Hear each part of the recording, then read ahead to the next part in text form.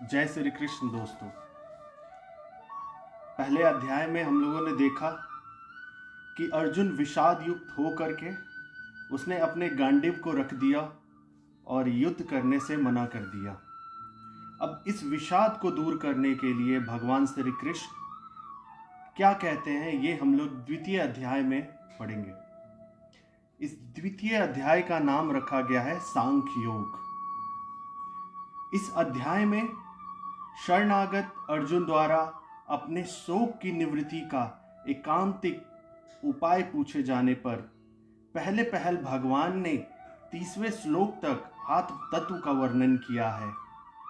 सांख्य योग के साधन में आत्म तत्व का श्रवण, मनन और निधिध्यासन ही मुख्य है। यद्यपि इस अध्याय में 30वें श्लोक के बाद स्वधर्म का वर्णन करके कर्म योग का स्वरूप भी समझाया गया है, परंतु उपदेश का आरंभ सांख्य योग से ही हुआ है और आत्म तत्व का वर्णन अन्य अध्यायों की अपेक्षा इसमें अधिक विस्तार पूर्वक हुआ है। इस कारण इस अध्याय का नाम सांख्य योग रखा गया है। स्मरण रहे कि ये बातें संजय ने धृतराष्ट्र से 10 दिन तक युद्ध हो जाने के पश्चात कही थी। द्वितीय अध्याय की शुरुआत संजय के बोलने से होता है। संजय बताते हैं धृतराष्ट्र को, उस प्रकार करुणा से व्याप्त और आंसुओं से पूर्ण तथा व्याकुल नेत्रों वाले शोक युक्त उस अर्जुन के प्रति भगवान मधुसूदन ने यह वचन कहा। श्री भगवान बोले, हे अर्जुन, तुझे इस असमय में यह मोह किस हेतु से प्राप्त हुआ है? क्योंकि ना तो यह श्रेष्ठ पुरुषों द्वारा आचरित है, ना स्वर्ग को देने वाला है और ना कीर्ति को करने वाला ही है। इसीलिए हे अर्जुन, नपुंसकता को मत प्राप्त हो, तुझ में यह उचित नहीं जान पड़ती। हे परंत, हृदय की तुच्छ दुर्बलता को त्याग कर युद्ध के लिए खड़ा हो जा।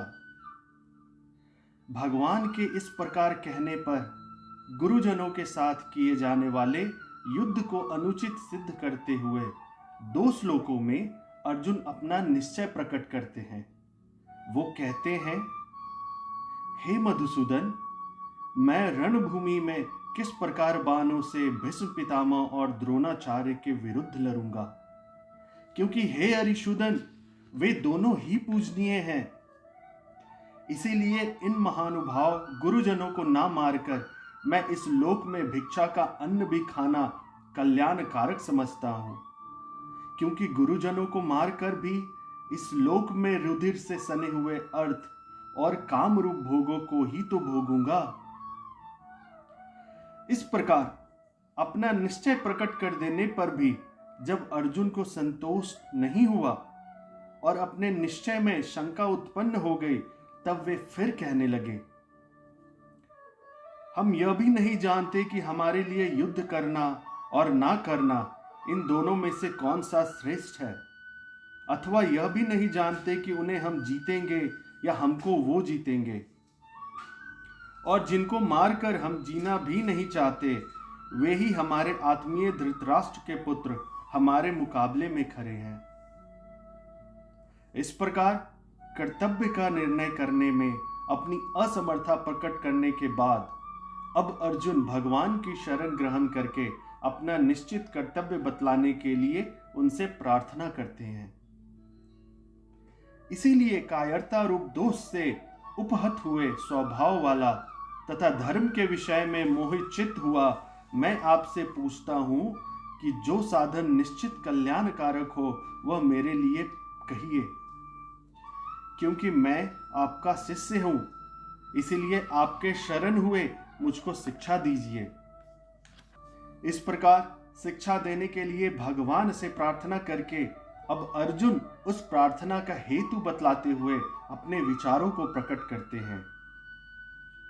वो कहते हैं, क्योंकि भूमि में निष्कंटक धन धान्य संपन्न राज्य को और देवताओं के स्वामी पने को प्राप्त होकर भी मैं उस उपाय को नहीं देखता हूं जो मेरी इंद्रियों के सुखाने वाले शोक को दूर कर सके।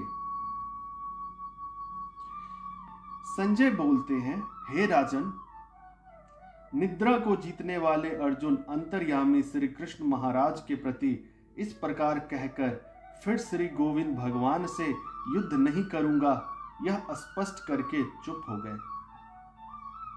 इस प्रकार अर्जुन के चुप हो जाने पर भगवान श्री कृष्ण ने क्या किया, इस जिज्ञासा पर संजय धृतराष्ट्र को बतलाते हैं।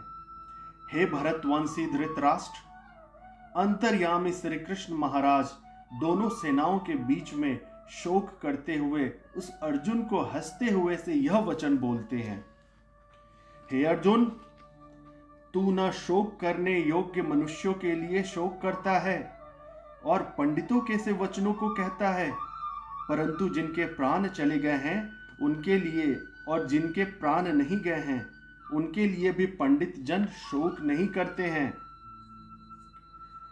ना तो ऐसा ही है कि मैं किसी काल में नहीं था या तू नहीं अथवा ये राजा लोग नहीं थे, और ना ऐसा ही है कि इसे आगे हम सब नहीं रहेंगे। जैसे जीवात्मा की इस देह में बालकपन, जवानी और वृद्धावस्था होती है, वैसे ही अन्य शरीर की प्राप्ति होती है। उस विषय में धीर पुरुष मोहित नहीं होता। हे कुंती पुत्र, सर्दी गर्मी और सुख दुख को देने वाले इंद्रियें और विषयों के संयोग तो उत्पत्ति विनाशशील और अनित्य है। इसीलिए हे भारत, उनको तू सहन कर, क्योंकि हे पुरुष श्रेष्ठ, दुख सुख को समान समझने वाले जिस धीर पुरुष को ये इंद्रियें और विषयों के संयोग व्याकुल नहीं करते, वह मोक्ष के योग्य होता है। असत वस्तु की तो सत्ता नहीं है और सत का अभाव नहीं है। इस प्रकार इन दोनों का ही तत्व ज्ञानी पुरुषों द्वारा देखा गया है। नाश रहित तो तू उसको जान जिससे यह संपूर्ण जगत दृश्य वर्ग व्याप्त है। इस अविनाशी का विनाश करने में कोई भी समर्थ नहीं है। इस नाश रहित अप्रमेय नित्य स्वरूप जीवात्मा के ये सब शरीर नाशवान कहे गए हैं। इसीलिए हे भरतवंशी अर्जुन, तू युद्ध कर। जो इस आत्मा को मारने वाला समझता है तथा जो इसको मरा जानता है, वे दोनों ही नहीं जानते, क्योंकि यह आत्मा वास्तव में ना तो किसी को मारता है और ना किसी के द्वारा मारा जाता है। पूर्व श्लोक में यह कहा कि आत्मा किसी के द्वारा नहीं मारा जाता। इस पर यह जिज्ञासा होती है कि आत्मा किसी के द्वारा नहीं मारा जाता, इसमें क्या कारण है?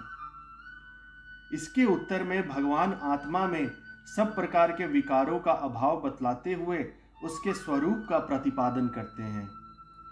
वो कहते हैं, न जायते म्रियते वा कदाचिन्नायम भूत्वा भविता वा न भूय अजो नित्यम शाश्वतो अयम पुरानो न हन्यते हन्यमाने शरीरे। यह आत्मा किसी काल में भी ना तो जन्मता है और ना ही मरता है, तथा ना यह उत्पन्न होकर फिर होने वाला ही है, क्योंकि यह अजन्मा, नित्य, सनातन और पुरातन है। शरीर के मारे जाने पर भी यह नहीं मारा जाता। वेदा विनाशिनम नित्यम च एनमस्वम व्ययम कथम स पुरुष पार्थ कम घत्यति हंतकम। हे प्रथापुत्र अर्जुन, जो पुरुष इस आत्मा को नाश रहित, नित्य, अजन्मा और अव्यय जानता है, वह पुरुष कैसे किसको मरवाता है और कैसे किसको मारता है। वाशांसि जरनानि यथा विहाय नवानि गृह्यायति नरोपराणि तथा शरीरानि विहाय जीर्णान्यानि संयाति नवानि देहि। जैसे मनुष्य पुराने वस्त्रों को त्याग कर दूसरे नए वस्त्रों को ग्रहण करता है, वैसे ही जीवात्मा पुराने शरीर को त्याग कर दूसरे नए शरीरों को प्राप्त होता है। नैनम छिद्यन्ति शस्त्राणि नैनम दहति पावक न चैनम केद्यन्ते आपो न शोष्यति मारुत। इस आत्मा को शस्त्र नहीं काट सकते, इसको आग नहीं जला सकती, इसको जल नहीं गला सकता और वायु नहीं सुखा सकता है, क्योंकि यह आत्मा अछेद्य है, यह आत्मा अदाय है, अकेय है और निसंदेह अशोष्य है, तथा यह आत्मा नित्य, सर्वव्यापी, अचल, स्थिर रहने वाला और सनातन है। यह आत्मा अव्यक्त है, यह आत्मा अचिंत्य है और यह आत्मा विकार रहित कहा जाता है। हे अर्जुन, इस आत्मा को उपयुक्त प्रकार से जानकर तू शोक करने के योग्य नहीं है, अर्थात तुझे शोक नहीं करना चाहिए। उपर्युक्त श्लोकों में भगवान ने आत्मा को अजन्मा और अविनाशी बतलाकर उसके लिए शोक करना अनुचित सिद्ध किया। अब आगे के श्लोकों द्वारा आत्मा को औपचारिक रूप से जन्मने मरने वाला मानने पर भी मानने पर भी उसके लिए शोक करना अनुचित है, ऐसा सिद्ध करते हैं। वो कहते हैं, यदि तू इस आत्मा को सदा जन्मने वाला तथा सदा मरने वाला मानता है, तो भी तू इस प्रकार शोक करने के योग्य नहीं है, क्योंकि इस मान्यता के अनुसार जन्मे हुए की मृत्यु निश्चित है और मरे हुए का जन्म निश्चित है। इससे भी इस बिना उपाय वाले विषय में तू शोक करने के योग्य नहीं है। हे अर्जुन, संपूर्ण प्राणी जन्म से पहले अप्रकट थे और मरने के बाद भी अप्रकट हो जाने वाले हैं, केवल बीच में ही प्रकट हैं। फिर ऐसी स्थिति में क्या शोक करना है?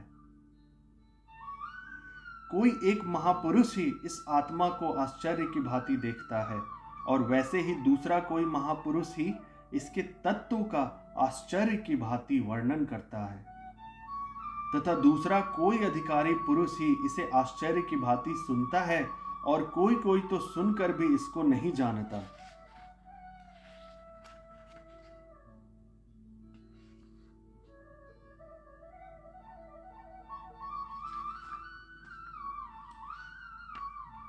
इसी श्लोक से मिलता जुलता हमारे कठोपनिषद का मंत्र इस प्रकार है, श्रवण आयापि बहुर्भयो न लभ्य श्रीनक्त अपि बहवो यमना विदु आश्चर्य वक्ता कुशलस्य लब्धाश्चर्य ज्ञाता कुशलाष्टनिष्ठ।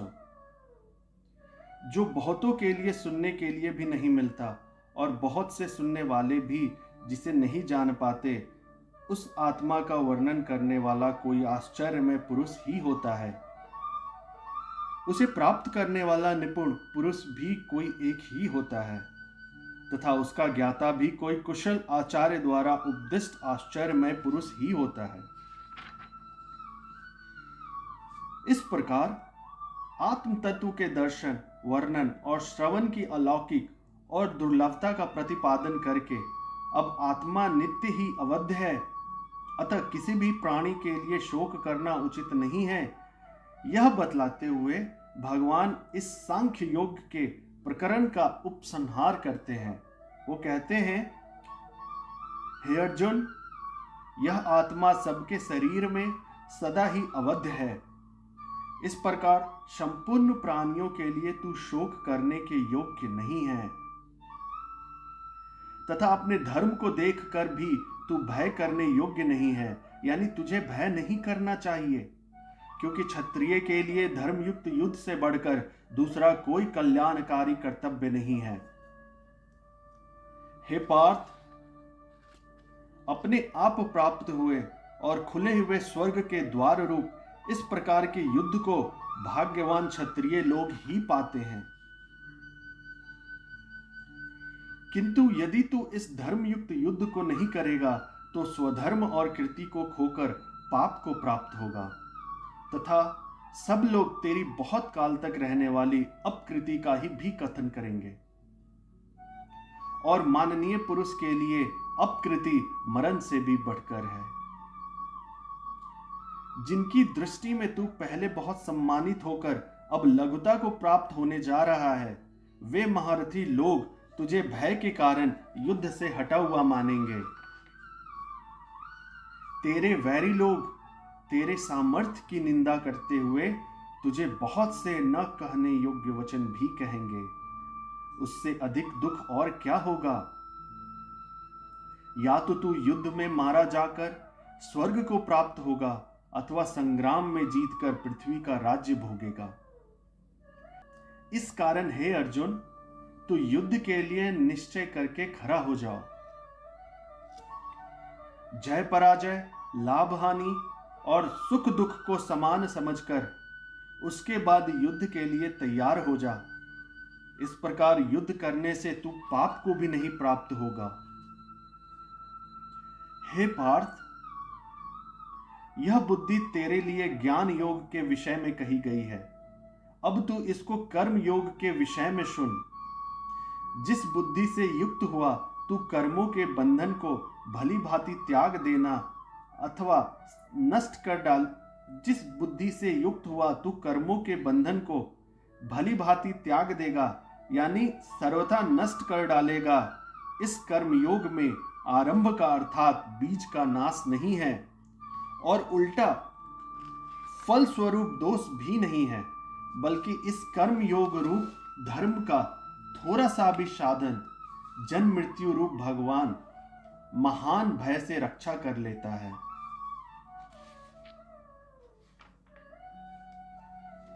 हे अर्जुन, इस कर्म योग में निश्चयात्मिका बुद्धि एक ही होती है, किंतु अस्थिर विचार वाले विवेकहीन सकाम मनुष्यों की बुद्धियां निश्चय ही बहुत भेदों वाली और अनंत होती हैं।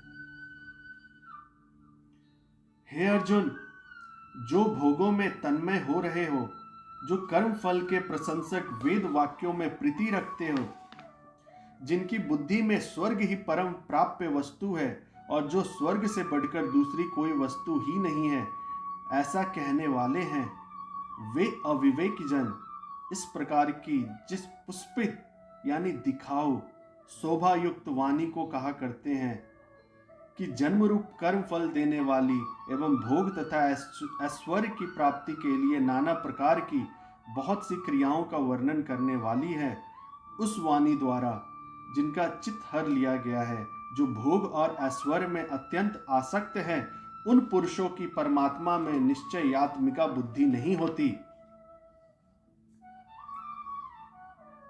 इस प्रकार भोग और ऐश्वर्य में आसक्त सकाम मनुष्यों में निश्चयात्मिका बुद्धि के न होने की बात कहकर अब कर्म योग का उपदेश देने के उद्देश्य से पहले भगवान अर्जुन को उपयुक्त भोग और ऐश्वर्य में आसक्ति से रहित होकर संभाव से संपन्न होने के लिए कहते हैं। भगवान श्री कृष्ण कहते हैं, हे अर्जुन, वेद उपर्युक्त प्रकार से तीनों गुणों के कार्य रूप समस्त भोगों एवं उनके साधनों का प्रतिपादन करने वाले हैं। इसीलिए तुम उन भोगों एवं उनके साधनों में आसक्तिहीन, हर्ष शोक आदि द्वंद्वों से रहित, नित्य वस्तु परमात्मा में स्थित योग क्षेम को न चाहने वाला और स्वाधीन अंतःकरण वाला हो।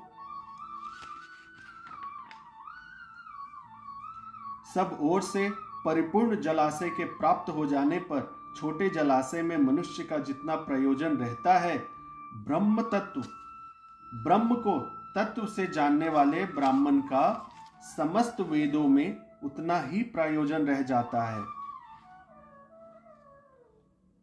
क्रमन्यवाधिकारस्ते मा फलेषु कदाचन। इस प्रकार समबुद्धि रूप कर्म योग का और उसके फल का महत्व बतलाकर अब 2 श्लोकों में भगवान कर्म योग का स्वरूप बतलाते हुए अर्जुन को कर्म योग में स्थित होकर कर्म करने के लिए कहते हैं।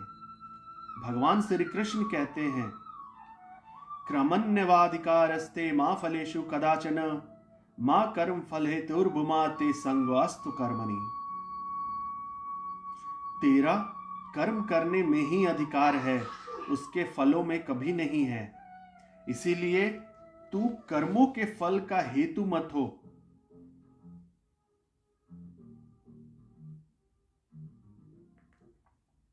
इसीलिए तू कर्मों के फल का हेतु मत हो तथा तेरी कर्म न करने में भी आसक्ति ना हो।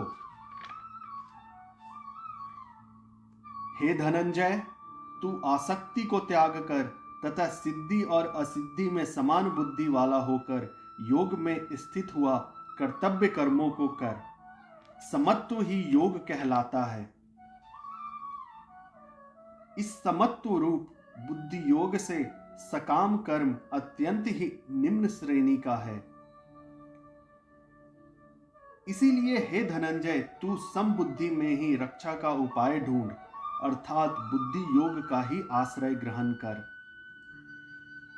क्योंकि फल के हेतु बनने वाले अत्यंत दीन होते हैं।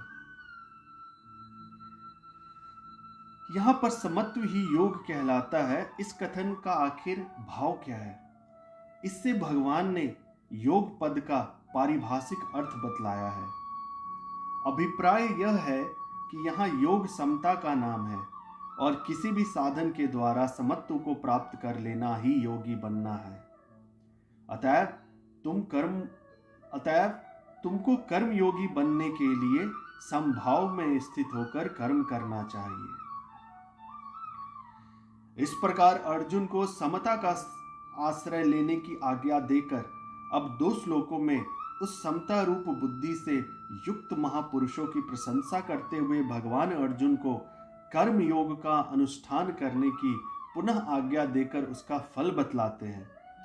भगवान श्री कृष्ण कहते हैं, समबुद्धि युक्त पुरुष पुण्य और पाप दोनों को इसी लोक में त्याग देता है, अर्थात उनसे मुक्त हो जाता है। इससे तू समत्व रूप योग में लग जा। यह समत्व रूप योग ही कर्मों में कुशलता है, अर्थात कर्म बंधन से छूटने का उपाय है। क्योंकि समबुद्धि से युक्त ज्ञानी जन कर्मों से उत्पन्न होने वाले फल को त्याग कर जन्म रूप बंधन से मुक्त हो निर्विकार परम पद को प्राप्त हो जाते हैं। समबुद्धि युक्त पुरुष पुण्य और पाप दोनों को ही इसी लोक में त्याग देता है। आखिर इस कथन का क्या भाव व्यक्त होता है? इससे यह भाव दिखलाया गया है कि जन्म जन्मांतर में और इस जन्म में किए हुए जितने भी पुण्य कर्म और पाप कर्म संस्कार रूप से अंतःकरण में संचित रहते हैं, उन समस्त कर्मों को समबुद्धि से युक्त कर्मयोगी इसी लोक में त्याग देता है।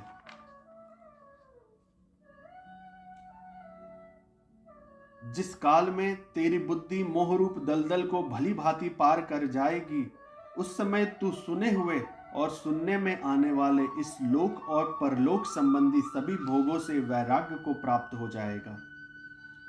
भांति भांति के वचनों को सुनने से विचलित हुई तेरी बुद्धि जब परमात्मा में अचल और स्थिर ठहर जाएगी, तब तू योग को प्राप्त हो जाएगा, अर्थात तेरा परमात्मा से नित्य संयोग हो जाएगा।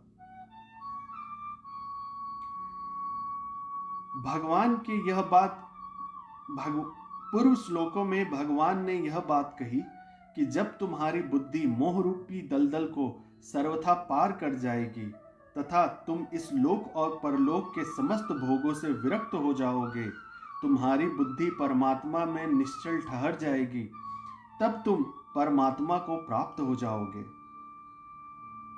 इस पर परमात्मा को प्राप्त स्थित प्रज्ञ सिद्ध योगी के लक्षण और आचरण जानने की इच्छा से अर्जुन पूछते हैं।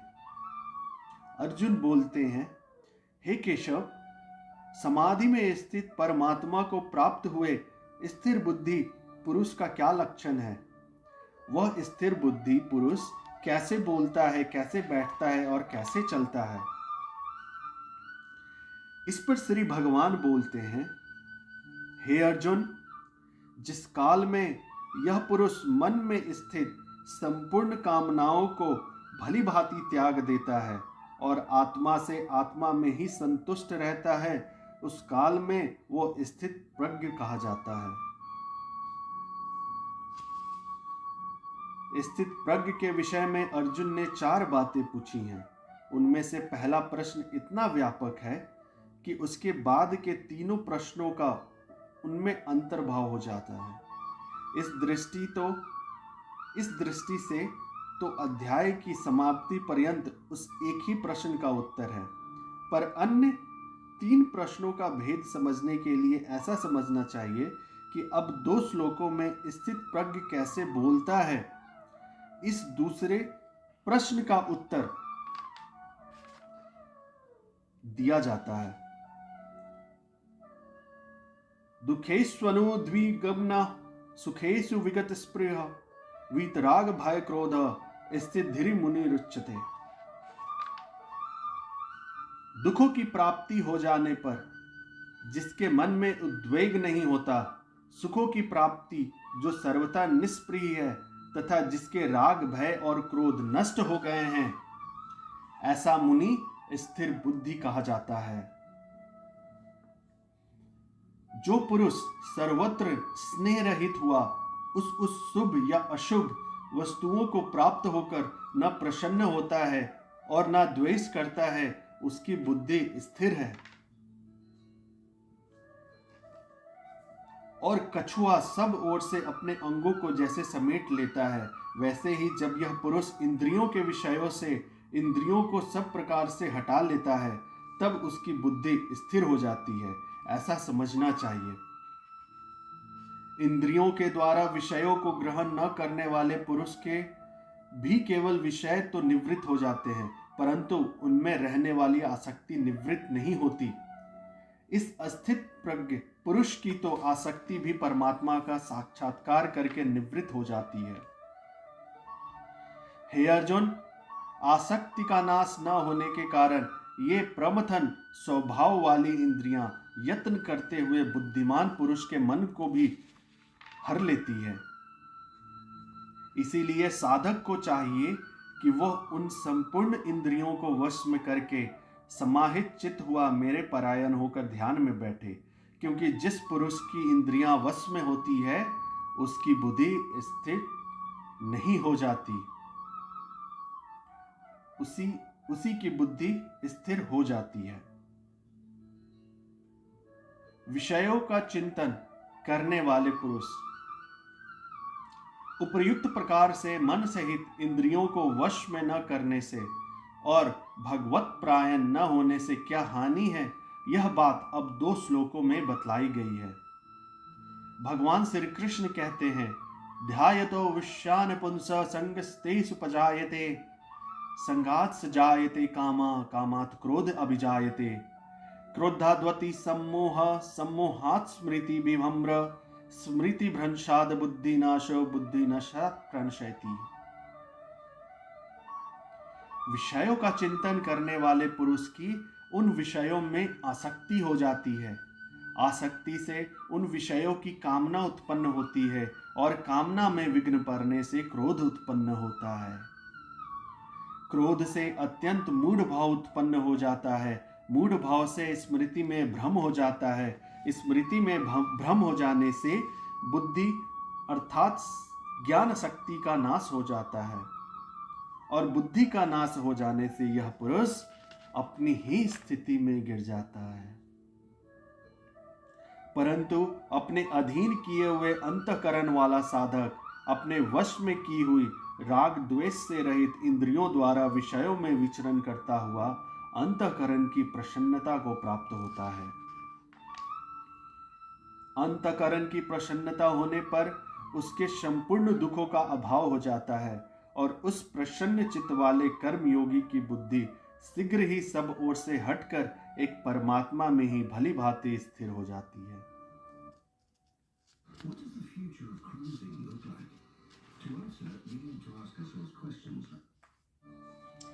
इस प्रकार मन और इंद्रियों को वश में करके अनासक्त भाव से इंद्रियों द्वारा व्यवहार करने वाले साधक को सुख, शांति और स्थित प्रज्ञ अवस्था प्राप्त होने की बात कहकर अब 2 श्लोकों द्वारा इससे विपरीत जिसके मन इंद्रिय जीते हुए नहीं है, ऐसे विषयासक्त मनुष्य में सुख शांति का अभाव दिखलाकर विषयों के संग से उसकी बुद्धि के विचलित हो जाने का प्रकार बतलाते हैं।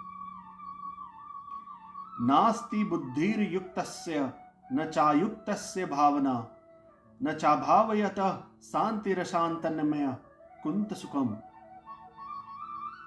न जीते हुए मन और इंद्रियों वाले पुरुष में निस्सयात्मिका बुद्धि नहीं होती और उस अयुक्त मनुष्य के अंतकरण में भावना भी नहीं होती, तथा भावनाहीन मनुष्य को शांति नहीं मिलती और शांति रहित मनुष्य को सुख कैसे मिल सकता है।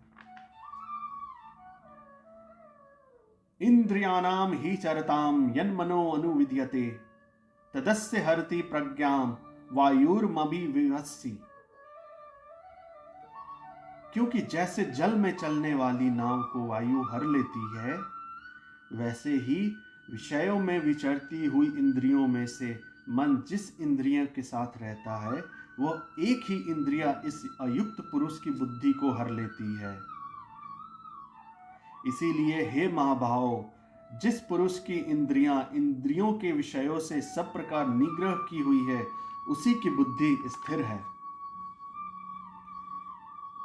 संपूर्ण प्राणियों के लिए जो रात्रि के समान है, उस नित्य ज्ञान स्वरूप परमानंद की प्राप्ति में स्थित प्रज्ञ योगी जागता है, और जिस नाशवान सांसारिक सुख की प्राप्ति में सब प्राणी जागते हैं, परमात्मा के तत्व को जानने वाले मुनि के लिए वह रात्रि के समान है। जैसे अनेक प्रकार के नदियों के जल जब सब ओर से परिपूर्ण अचल प्रतिष्ठा वाले समुद्र में उसको विचलित न करते हुए ही समा जाते हैं, वैसे ही सब भोग जिस स्थित प्रज्ञ पुरुष में किसी प्रकार का विकार उत्पन्न किए बिना ही समा जाते हैं, वही पुरुष परम शांति को प्राप्त होता है, भोगों को चाहने वाला नहीं।